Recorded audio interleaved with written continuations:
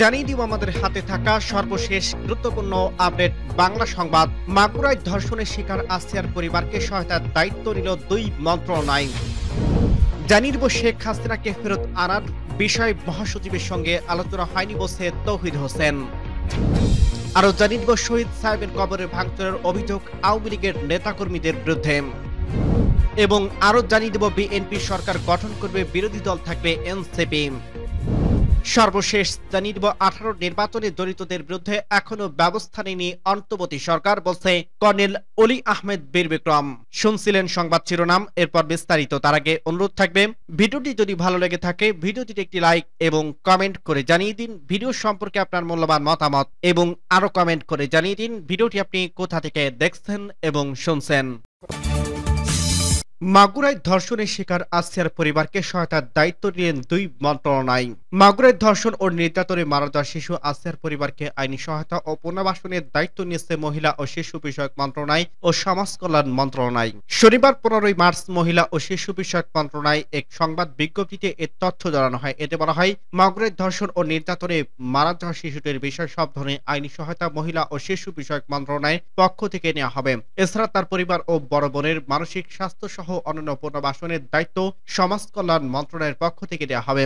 মহিলা ও শিশু বিষয়ক এবং সমাজ কল্যাণ মন্ত্রণালয়ের উপদেষ্টা শারমিন এস মুর্শিদ এ বিষয়ে নির্দেশনা দিয়েছে বলে সংবাদ বিজ্ঞপ্তিতে জানানো হয়। কয়েকদিন আগে বড় বোনের শ্বশুর বাড়িতে বেড়াতে গিয়ে শিশুটি ধর্ষণের শিকার হয়। গত 6 মার্চ অচেতন অবস্থায় শিশুটিকে মাগুরা 250 শয্য বিশিষ্ট হাসপাতালে নিয়ে আসেন তার বোনের শাশুড়ি।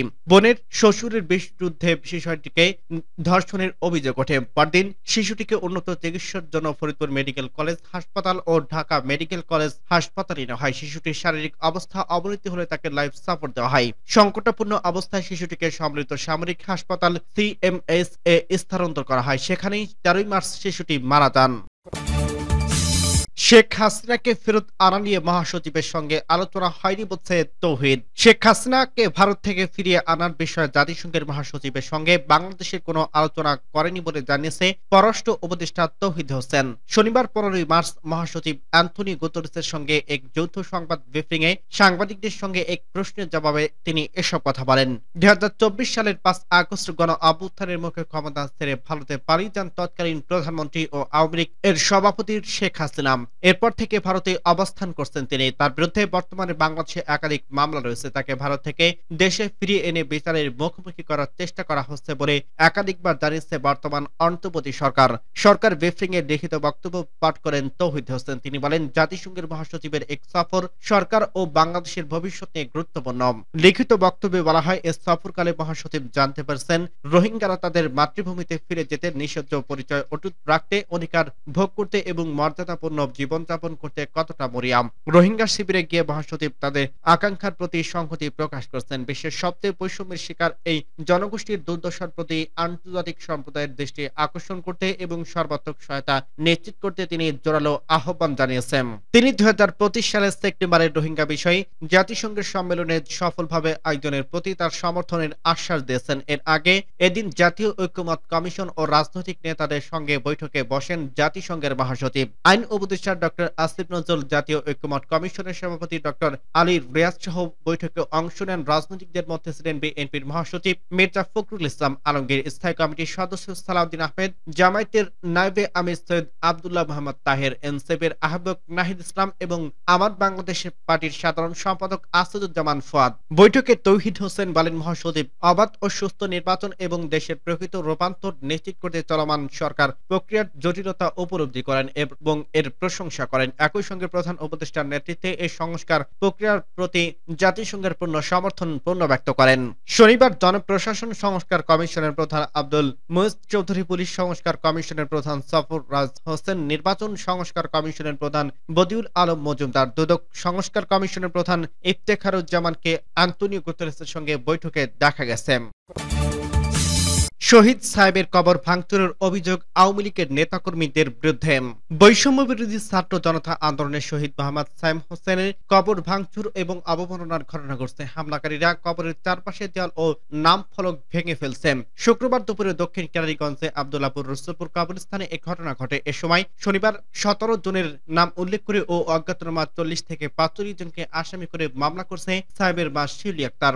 বাবা মায়ের একমাত্র সন্তান ছিলেন সাইম হোসেন। বাবার বাড়ি বগুড়া জেলার আর মায়ের বাড়ি দক্ষিণ কেরানীগঞ্জ আব্দুল্লাহপুর এলাকায়। পরিবারের নিয়ে ভাড়া থাকতেন যাত্রাবাড়ির কাজটা এলাকায়। বাবা কবির হোসেন টিটো পেশায় একজন রড মিস্ত্রি। সাইম হোসেন নবম শ্রেণী পর্যন্ত পড়ালেখা করছে। কাজ শিখতে দোলাইপাড়ের একটি ওয়ার্কশপে কাজ করতেন। ইচ্ছা ছিল কাজ শিখে বিদেশে যাওয়ার। বাবা কবির হোসেন বলেন 19 জুলাই বিকেলে যাত্রাবাড়ির কাজটা এলাকায় আন্দোলনে পুলিশের গুলিতে নিহত হন সাইম। গুলি মাথার সামনে দিয়ে ঢুকে পেছন দিয়ে বেরিয়ে যায়। মা শিউলি আক্তার বলেন ফ্যাসিস্ট সরকারের কারণে এই সময় লাশ নিয়ে অনেক নাটক করেছে পুলিশ। লাশ গুম করার আশঙ্কা ছিল। তড়িঘড়ি করে আমার বাবার বাড়ির এলাকায় রসুলপুর কবরস্থানে লাশ দাফন করা হয় আর আমার পরিবার নিয়ে পালিয়ে থেকেছে। পরে হাসিনা সরকারের পতনের পর 28 আগস্ট তিনি বাদী হয়ে ছেড়ে হত্যার বিচার চেয়ে রাজধানীর যাত্রাবাড়ি থানায় সাবেক প্রধানমন্ত্রী শেখ হাসিনা, সাবেক স্বরাষ্ট্রমন্ত্রী আসাদুজ্জামান খান কামাল ও যাত্রাবাড়ি আওয়ামী লীগের ক্যাডার খলিলুর রহমান সহ 77 জনের বিরুদ্ধে একটি হত্যা মামলা দায়ের করেন। সাহেবের মা শিউলি আক্তার অভিযোগ করেন ছেলের কবর পাকা করা হয়েছিল, নাম ফলক ও ছিল, কিন্তু শুক্রবার দুপুরে আমি ফোনে পেয়ে রসুলপুর কবরস্থানে গিয়ে দেখে একদম ডোক ছেলের কবর ভেঙে ফেলছে। তারা নাকি কবরের লাথি মেরে বলছে এখানে কোনো কবর থাকবে না, নিশ্চিহ্ন করে দেওয়া হবে। তিনি আরো বলেন হামলাকারীরা স্থানীয় আওয়ামী লীগের রাজনীতির সঙ্গে জড়িত। আমার ছেলে প্রাণ উৎসর্গ করে তাদের নেত্রী ফ্যাসিস্ট হাসিনার হাত থেকে দেশকে মুক্ত করছে, এটা তারা মেনে নিতে পারছে না। তিনি অভিযোগ করেন এজন্য ফ্যাসিস্টের দোষরা এই হামলা করছে। যারা একজন শহীদদের কবর ভাঙচুর ও অবমাননা করছে তাদের দ্রুত গ্রেপ্তার ও শাস্তির দাবি জানাই। এদিকে ঘটনাটি দ্রুত সামাজিক যোগাযোগ মাধ্যমে ছড়িয়ে পড়লে ছাত্র জনতার মধ্যে ক্ষোভের সৃষ্টি হয়। ঘটনার প্রতিবাদ ও আসামিদের দ্রুত গ্রেপ্তারের দাবিতে শনিবার বিকেলে কেরানীগঞ্জের কদমতলী এলাকায় বিক্ষোভ করছে কেরানীগঞ্জ উপজেলা বৈষম্য বিরোধী ছাত্র আন্দোলন। বিএনপি সরকার গঠন করবে, বিরোধী দল থাকবে এনসিপি।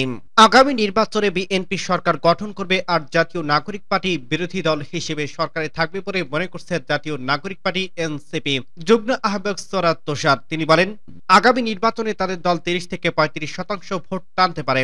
শনিবার দুপুরে রাজধানীর কারওয়ান বাজারে বিডিএল এর ভবনে এক গোল টেবিলে আলোচনা সভায় তিনি এসব কথা বলেন। পিপলস ইলেকশন পালস শীর্ষক এক আলোচনা সভায় এক জরিপের ফলাফল তুলে ধরেন।